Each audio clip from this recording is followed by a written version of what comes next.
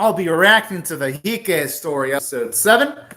I will be watching it from Funimation's website, and I will be starting my reaction in 1, 0, go. Oh yeah, I'm hot for this because honestly, this series has been on fire lately. Plus Ultra's logo, which honestly I always think it looks professional as hell.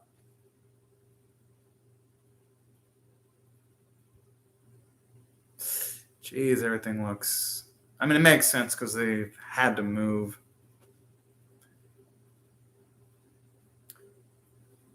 Definitely does not have the same.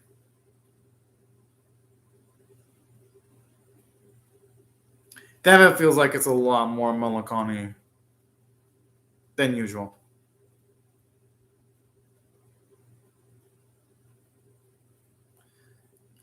I can't blame him for doing that, though. I mean, the Mux wouldn't have a positive experience at all, so I could see why they'd be calling it Kiyomori said. I'd probably be doing the same thing if I were in the position of the monks, considering all the suffering I went through.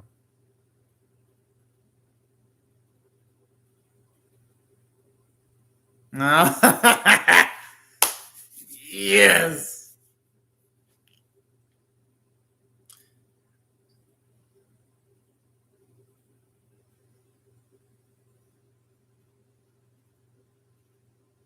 Huh.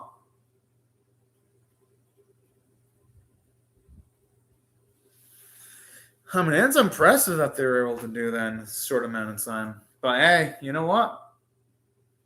Ingenuity.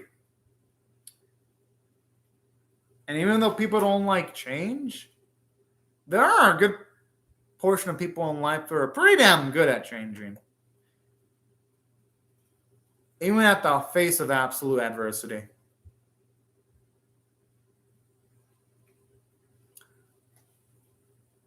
Got it down. Oh man, I really love the singer.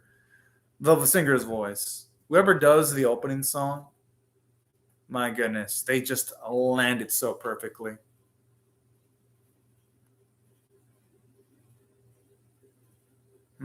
Toko. Sigim, okay. I'm just wondering, because at least these bits where she's running, we see other people precious towards her. I'm definitely going to be paying attention to what happens to Toko, because if she dies, I wouldn't be surprised as Sukimori and company are next on the death flag list because of the opening. I'm going to still be optimistic, though, and in hopes in some way, shape, or form, Bila can find a way of saving Toko. But that bit where she has the hand of all those people in the opening definitely makes me take a little bit of pause. And that bit where you see Little Bio smiling is kind of sad, but it's kind of a cool moment because it's like it makes at least me remember back when the circumstances in the series weren't so dire. All right, now it's back.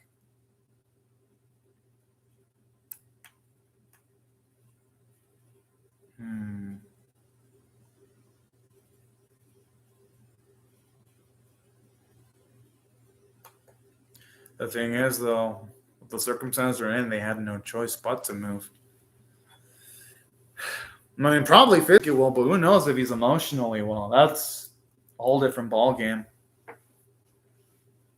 I don't blame the monks for uprising. Again, I don't blame them after what the monks experienced when it comes to dealing with the Heike. I'm not going to blame the monks for having paranoia.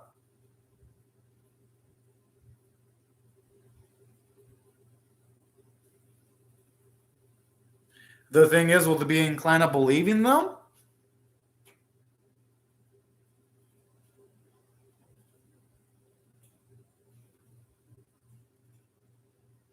The thing is, though, even though he's saying that, the ground troops might be inclined to utilizing force to defend themselves. Yeah! That's the thing. Most people in the world like to operate by the whole eye for an eye.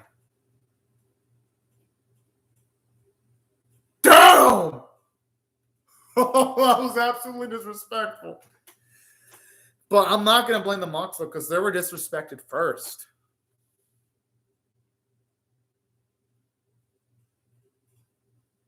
Yeah, but the monks were attacked first, though. That's the thing. And the sad part is, this all could have been prevented if they would have just listened to Shigemori earlier. But nope, they didn't listen to him.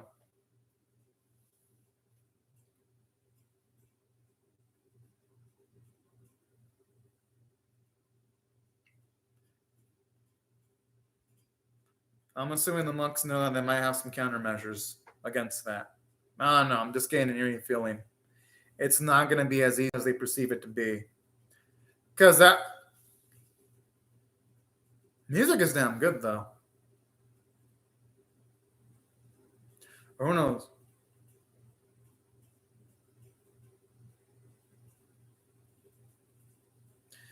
It makes sense. I mean, the bows again. I kind of wish we could have seen the monks actually force their way through those areas instead of it just being told through us with dialogue.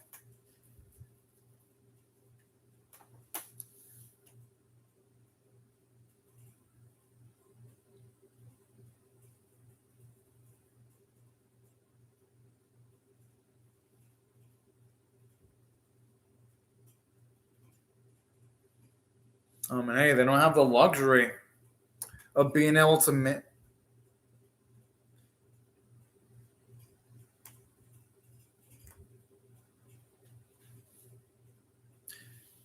That's the thing. You can definitely tell in this series that the budget's being strained because, at least in the early episodes of the Heike story, they would at least show some of the battles going on just to get a grasp of what's. Yeah, we get a grasp of what's generally happening because of the dialogue. But it just feels like here, the animation staff is resorting too much to just telling us things instead of showing it, which is a damn shame. I still like the series overall, but I'm assuming there's going to be there's going to be a lot of people dying. The way she.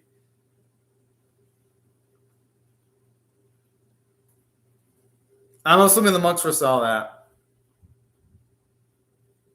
Oh, never mind.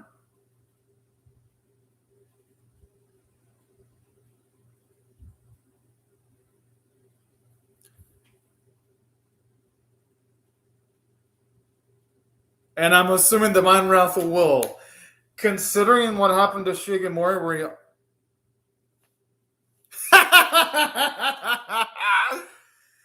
It's like the cat and Bjorn are two peas of the same pod.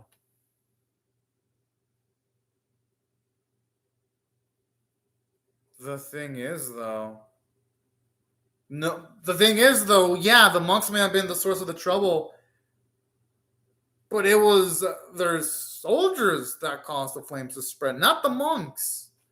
So I'm not going to blame people for having antagonistic feelings against the Heike.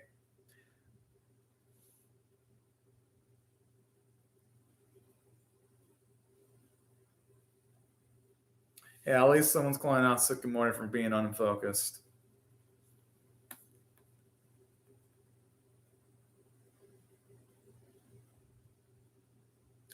I can like how here we're getting added consequences to the Nara temples being burned down.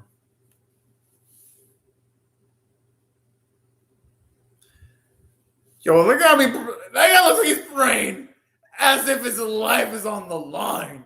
It probably is, though, because. Was that fucker? Oh.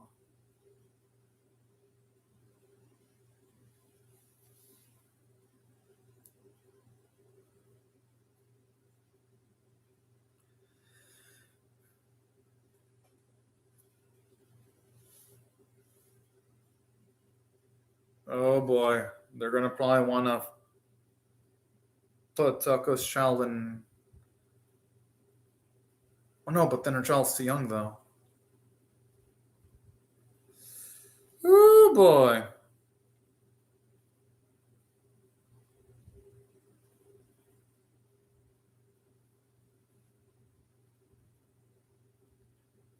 And the way they want to use Toko as a bargaining, well, not as a. bargaining, but as a tool. It's pretty fucked up if you ask me. Oh! Yes!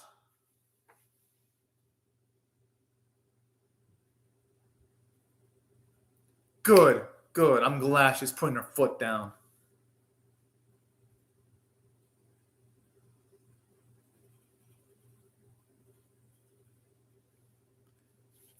Damn! Ooh, man.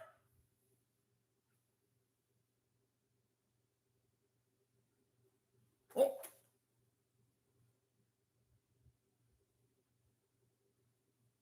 Oh my! Oh man! I love that conviction right there. And scenes like that are why she's now my favorite character in the series. She is. Oh,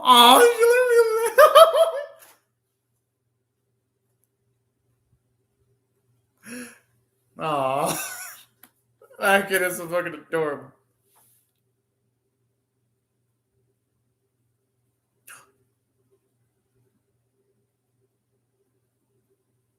All right, good, good. And I hope she can live to protect her child. The child is precious.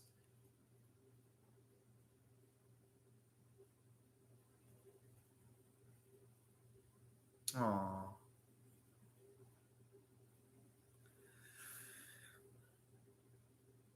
Hey, I mean, at least he said something positive for once. Mm.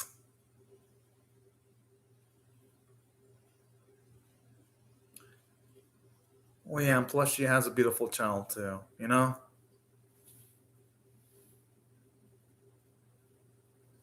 I always love. Oh. Oh, I'm assuming the father's. Yeah, her husband's gonna pass away.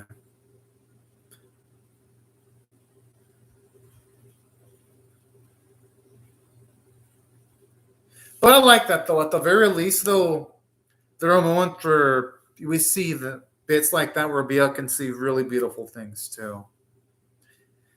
It balances out the series because at least there ain't just constant moments of somber, sad moments. There are happy moments too on occasions.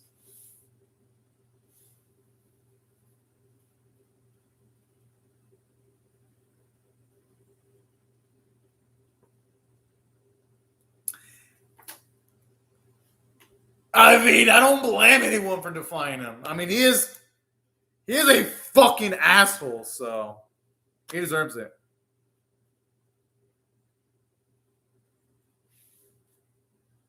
That's if he's even capable of doing that.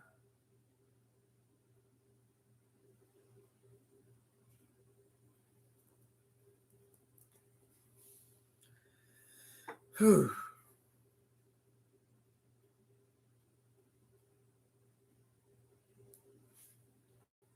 I wonder if it being on as a sign of things to come.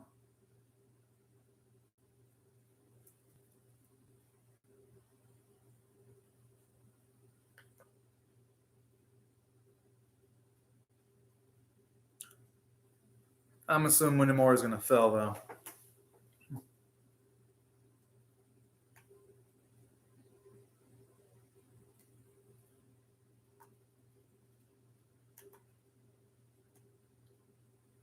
I honestly don't feel bad for that man. Maybe it's divine wrath for the burning of the Nada temples. It has to be because I don't think the water would be like instantaneously evaporating like that and just landing on his forehead.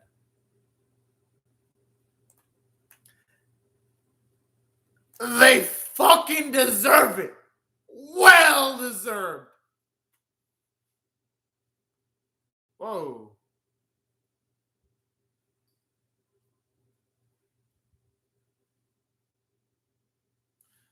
King Emma. And I think in some animated series, isn't King Emma like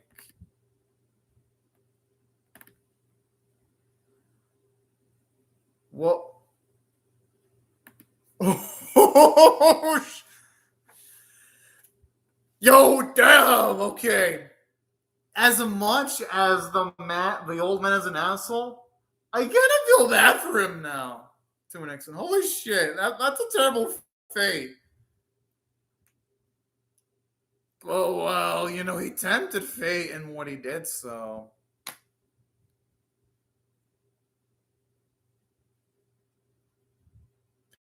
my guess is this old man doesn't have to live. Probably at tops, maybe a day or two.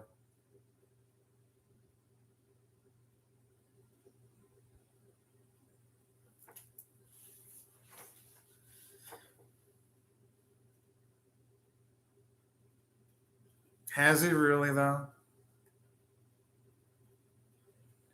Exactly. So by technicalities, there's still a desire he hasn't achieved yet.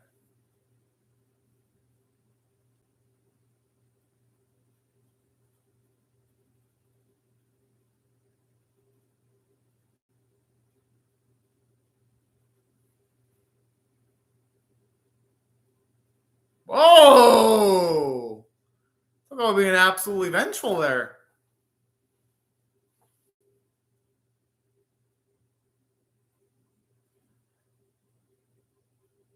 Oh, he really should have thought of that kind of shit when it comes to whether to would be upset about certain things. I'm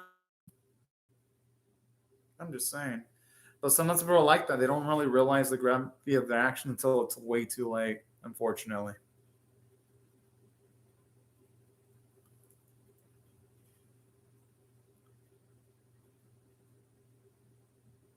And it's ironic. Want to know what I think is symbolic about Kuriyama's ashes burning up? Since he's the one who was approving of things being burned down, it's only ironic that his ashes also burned too. Oh.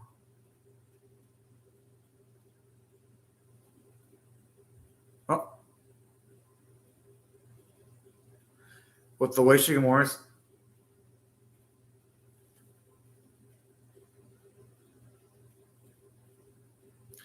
But the way Shigemori is smiling, it feels like he has faith in Biwa making the right choice when that time comes, and he's just showing up there as a sense of comforting her. Potentially, that's my guess. As to why Shigemori isn't saying anything.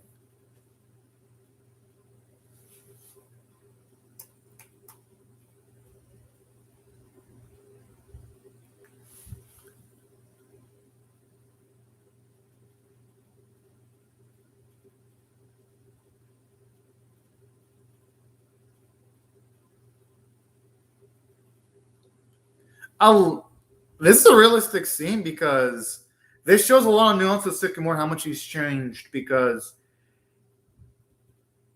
he doesn't want to have Biwa put in an emotionally distressed situation, mentioning everything that she knows. And calming down the situation between Biwa and Sycamore's own brother. That's actually a nice bit there. Shows you his maturity. Yeah, I'm not gonna blame him for being freaking that way though. I mean, anyone in that spot would react similarly too.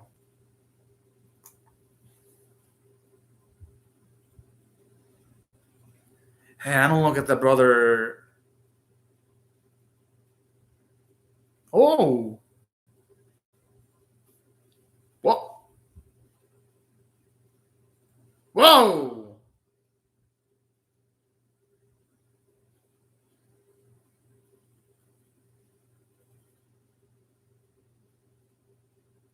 Damn, what an asshole!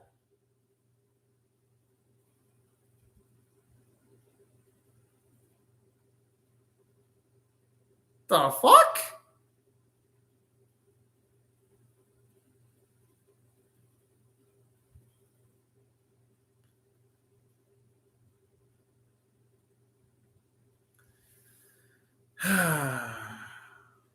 I mean, I understand why Sycamore would say that though, because it had to be unnerving being around someone that can predict the fall of your people, of your loved ones, and not being able to prevent it. But jeez, that's still a little bit harsh.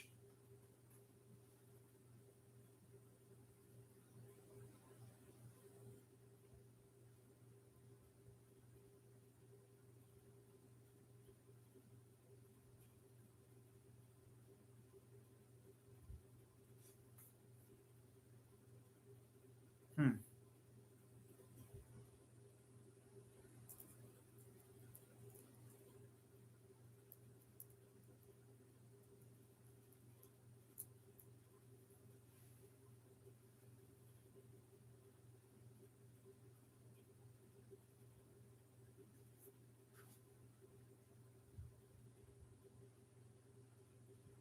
Huh. I wonder what she's planning on doing.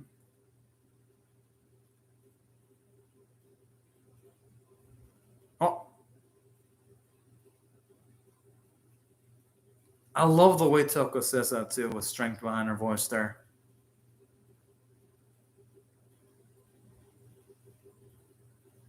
She ain't wrong. Sometimes when people pursue their goals, they lose perspective of what's around them and they lose things. Lose sometimes even sense of their self.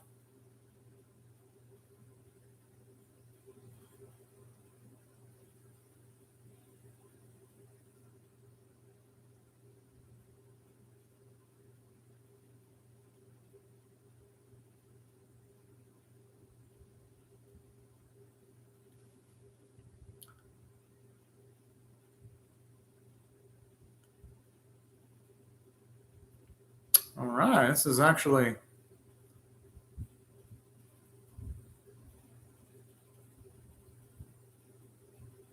Oh boy. I don't like the sound of that.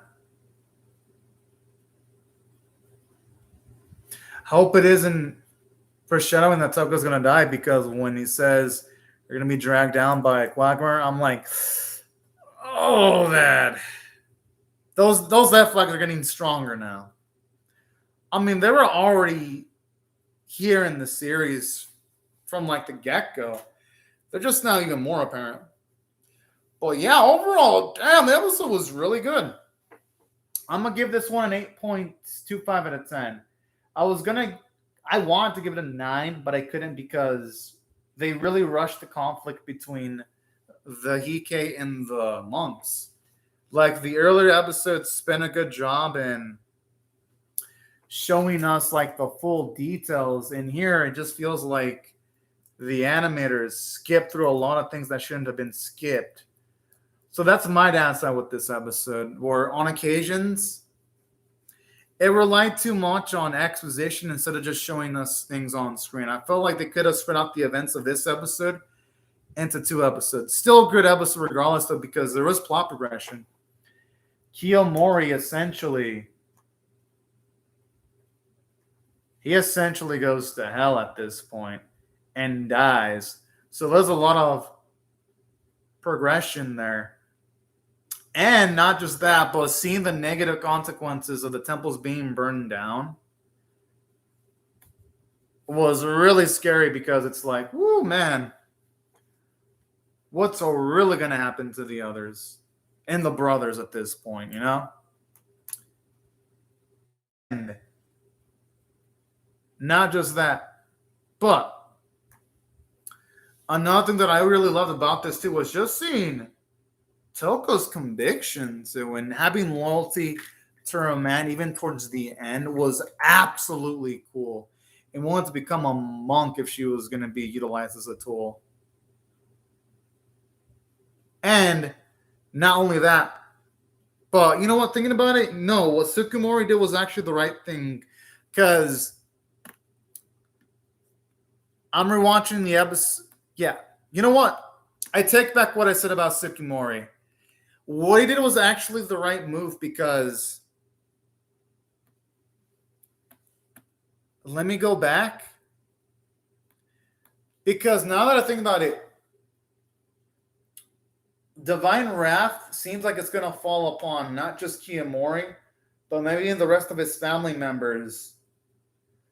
So, looking at it, Tsukumori's decision of having Biwa exiled might actually be what saves Biwa from a fate of condemnation, because I'm rewatching that bit with Biwa again, and Biwa doesn't seem like she has any anger or resentments towards Tsukumori at all. At least going by that bit. Yeah, because even Tsukumori says leave before spring comes. And then when it comes to Biwa, she says, I know Tsukumori well.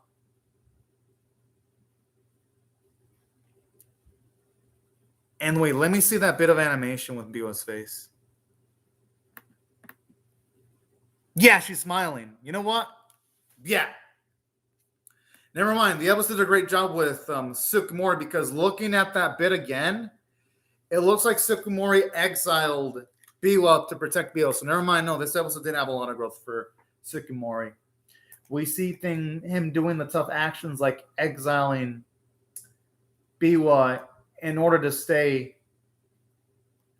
keep Biwa protected in the long run.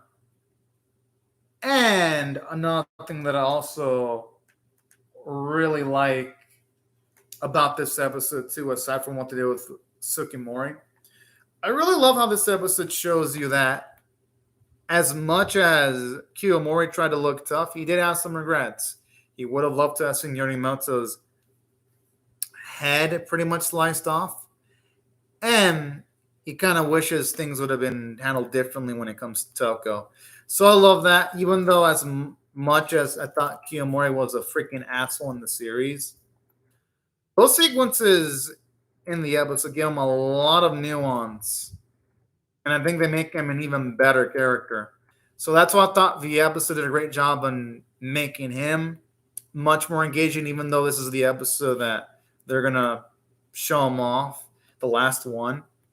And that's what I thought overall the episode was pretty damn good, because it did a lot for Tsukumori, Kiyomori, and Toko all simultaneously. As for other bits, I love the added tension at the end where it seems like Toko might actually hit the bucket. I'm really worried now. I hope she lives. She's my favorite character, with Bia being my close second. Oh, well, Tsukumori's getting up there, though. But yeah. And for all these reasons, that's why I think the episode is overall just worthy of a high score of an 8.25 out of 10, because the animators and writers, they packed in a lot of stuff in like a single episode. Of course, with the downside being that they skipped a lot of the conflict between the Heike and the monks. I would have loved to have seen that, but hey, with what the episode provided, I think the positives of the episode outweigh the negatives. As for other bits, the animation quality was actually good. I just didn't like how they just off-screen most of the events involving the monks, though, and the burning of the temples. Yes, we know they were burned, but I would have loved to have seen it on screen, though, so that it'd been like an oh snap factor, you know? As for other things, I thought the art style looked nice. The voice performances were absolutely amazing. And that's why I'll give the episode a rating of 8.25 out of 10. Yeah, it had some flaws, but they were minimal, though. And it's definitely got me more excited for episode 8, especially to see what's going to happen with Toko. But anyways, y'all, these are my thoughts on the episode. I'd love to hear your thoughts on how I feel about my reaction or the episode itself in the comment section below. Hope y'all rate the video, share it, comment, subscribe, and I'll see y'all later if you come back for more, everyone. Bye-bye.